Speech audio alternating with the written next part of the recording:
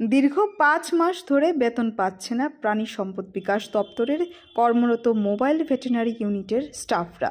শুক্রবার তারা নিয়মিত বেতন প্রদানের দাবি জানিয়ে দপ্তরের অধিকর্তার নিকট ডেপুটেশন প্রদান করেন। আমরা আজকে ৫ মাস ধরে বেতন পাইনি। ৩ বছর ধরে আমরা এই ডিপার্টমেন্টের লগে জড়িত, পানি সম্পদ বিকাশ দপ্তরের অধীনে এমবিইউ মোবাইল ভেটেরিনারি ইউনিট। আজকে আমরা ৩ বছর ধরে এটার ভিতরে জড়িত আছি, কিন্তু প্রতি বছর আমাদের স্যালারি দেয় না বা ডিস্টার্ব করে। আমরা মিনিস্টারের কাছেও গেছি, প্লাস ডাইরেক্টরের লগে 3 বার দেখা করছি। ডাইরেক্টর কাছে ঢুকবো, কিন্তু আমরা ভবিষ্যৎ নাই। আমরা চাই যে আমরা যেমন আমাদের গভর্নমেন্টের ভিতরে যেমন আমরা আওতারে আনি, গভর্নমেন্ট টাইমলি আমরা স্যালারি যেমন পাই। আমরা 10,000 টাকা প্রথমতে পাই, আজকে 3 বছর ধরে 10,000 টাকা করে পাই।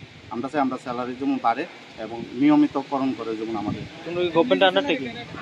হ্যাঁ, গভর্নমেন্টের লগে আন্ডারটেকিং। কত দিন হিসেবে বেতন পাও না? আজকে 5 মাস ধরে।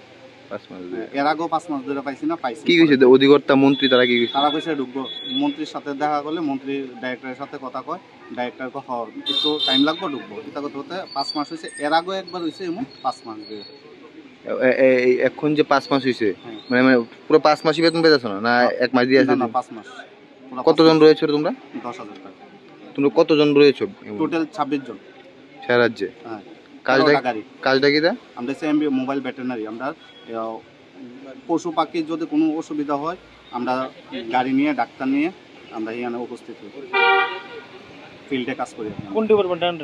পানি সম্পদ বিকাশ দপ্তর, ARDD।